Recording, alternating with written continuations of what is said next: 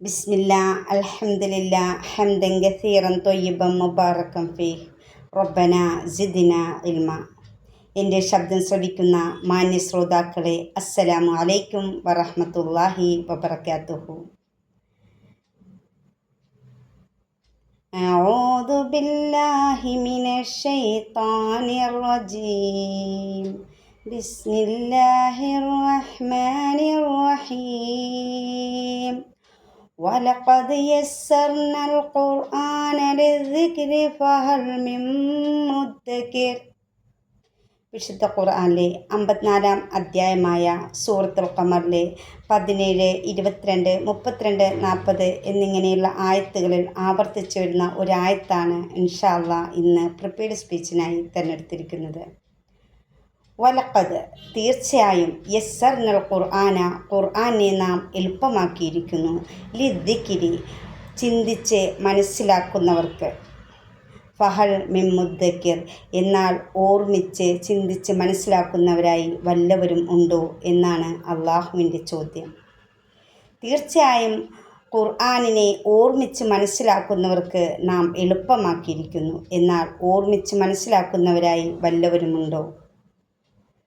അള്ളാഹുവിൻ്റെ വിശുദ്ധ കലാമായ ഖുർആൻ, അതിനെക്കുറിച്ച് അതിൻ്റെ അർത്ഥ ആശയ തലങ്ങളെക്കുറിച്ച് പഠിച്ച് അള്ളാഹുവിൻ്റെ ആ സൃഷ്ടിപ്പിനെക്കുറിച്ചും അതേപോലെ അള്ളാഹുവിൻ്റെ ആ ഖുർആനുമായിട്ട് കൂടുതൽ അടുക്കുവാനും വല്ലവരും ഉണ്ടോ എന്നാണ് അള്ളാഹുവിൻ്റെ ചോദ്യം. വിശുദ്ധ ഖുർആൻ പഠിക്കുക, അത് പഠനം മാത്രമല്ല, അതിൻ്റെ അർത്ഥങ്ങൾ, ആശയങ്ങൾ, അതേപോലെ തന്നെ അർത്ഥതല ആശയങ്ങൾ വളരെ വിശകലനമായി പഠിച്ചുകൊണ്ടായിരിക്കണം നാം ഖുർആനുമായി സമീപിക്കേണ്ടത്. അങ്ങനെയുള്ളവർക്ക് ഖുർആനെ നാം എളുപ്പമാക്കിയിരിക്കുന്നു എന്നാണ് അള്ളാഹു പറയുന്നത്. എന്നാൽ അത് ചിന്തിച്ച് മനസ്സിലാക്കുവാനായി വല്ലവരും ഉണ്ടോ എന്നാണ് അള്ളാഹുവിൻ്റെ ചോദ്യം. അതെ, ഈ കാലഘട്ടത്തിൽ വളരെയധികം പ്രസക്തമായ ഒരു ചോദ്യമാകുന്നു. നാം ഒരു ഖുർആൻ ക്ലാസ്സിലേക്ക് ആരെങ്കിലും ക്ഷണിക്കുകയാണെങ്കിൽ, അല്ലെങ്കിൽ ഖുർആൻ പഠനമുണ്ട് എന്ന് പറഞ്ഞ ഒരാളെ വിളിക്കുകയാണെങ്കിൽ അവർക്ക് അതിന് സമയമില്ല. അള്ളാഹുവിൻ്റെ കലാം പഠിക്കുവാനോ അതിൻ്റെ അർത്ഥതല ആശയങ്ങൾ മനസ്സിലാക്കുവാനോ അവർക്ക് സമയമില്ല. വളരെ കഷ്ടം തന്നെയാണ് ഇന്നത്തെ സഹോദരിമാരുടെ അവസ്ഥ. എന്നാൽ സഹാബിമാർ ഒരു ആയത്തവർ നബിയിൽ നിന്ന്, മുഹമ്മദ് നബി സല്ലല്ലാഹു അലൈഹി വസല്ലം നിന്ന് കേട്ട് പഠിച്ചാൽ അവർ അവരുടെ ജീവിതത്തിൽ എത്രയും പെട്ടെന്ന് അത് ജീവിതത്തിലേക്ക് പകർത്തുവാൻ വേണ്ടി അവർ മത്സരിക്കുമായിരുന്നു. അതുപോലെ ഖുർആൻ പഠിക്കുക വളരെ പ്രാധാന്യമുള്ള ഒരു കാര്യമാണ്. നാം സംസാരിക്കുന്നതിൽ വെച്ച് ഏറ്റവും നല്ലൊരു സംസാരം ഖുർആൻ ആകുന്നു. ഖുർആൻ പഠനത്തിന് വളരെയധികം പ്രാധാന്യമുണ്ട്.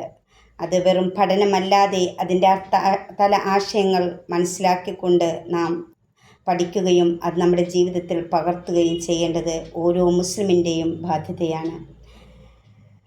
മുഹമ്മദ് നബി സല്ലല്ലാഹു അലൈഹി വസല്ലം പറയുന്നു, ഖൈറുക്കും മൻ തഅല്ലമൽ ഖുർആന വഅല്ലമഹു. നിങ്ങളിൽ ഉത്തമർ ഖുർആൻ പഠിക്കുകയും അത് പഠിപ്പിക്കുകയും ചെയ്യുന്നവരാണ്. അതെ, ഖുർആൻ പഠനത്തോടൊപ്പം തന്നെ അത് മറ്റുള്ളവരിലേക്ക്, ഒരു ആയത്താണ് നമുക്ക് കിട്ടിയതെങ്കിലും അത് മറ്റുള്ളവരിലേക്ക് പകർന്നു കൊടുത്താൽ അതാണ് നിങ്ങളിൽ ഏറ്റവും ഉത്തമരായിട്ടുള്ളവർ. അതുകൊണ്ട് നാം ഖുർആൻ പഠനത്തിന് കൂടുതൽ പ്രാധാന്യം നൽകുകയും അതിന് സമയം കണ്ടെത്തുകയും ഖുർആൻ പഠിക്കുന്നത് വെറും വായനയിലൂടെ അല്ലാതെ അതിൻ്റെ അർത്ഥതലങ്ങളിലൂടെ ചിന്തിച്ച് മനസ്സിലാക്കിക്കൊണ്ട് പഠിക്കുവാൻ അള്ളാഹു നമുക്കെല്ലാവർക്കും തൗഫീക്ക് നൽകട്ടെ.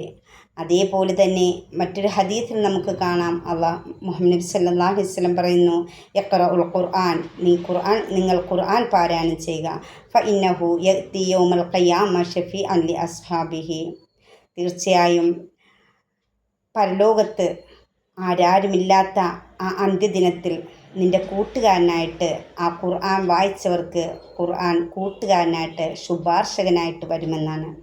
ആരാരുമില്ലാതെ യാ നഫ്സി യാ നഫ്സി എന്ന് പറഞ്ഞു നിൽക്കുന്ന ആ സമയത്ത് ഖുർആൻ കൂട്ടുകാരനായിട്ട് വരണമെങ്കിൽ നാം ഖുർആൻ പഠിക്കുകയും അതിൻ്റെ അർത്ഥതല ആശയങ്ങളിലേക്ക് ഇറങ്ങിച്ചെന്ന് അതിനെക്കുറിച്ച് ചിന്തിച്ച് മനസ്സിലാക്കുകയും ചെയ്യുക. അങ്ങനെയാണെങ്കിൽ നമുക്ക് നാളെ പരലോകത്ത് കൂട്ടുകാരനായിട്ട് ഖുർആൻ വരും.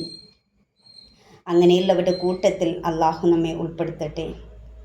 അതേപോലെ സൂറത്തുൽ ആലി ഇമ്രാനിൽ അല്ലാഹു തആല പറയുന്നു, ഇന്ന ഫീ ഖൽഖിസ് സമാവാതി വൽ അർദ്, തീർച്ചയായും ആകാശഭൂമികളുടെ സൃഷ്ടിപ്പിൽ, വഖ്തിലാഫിൽ ലൈലി വൻ നഹാർ, രാപ്പകലുകളുടെ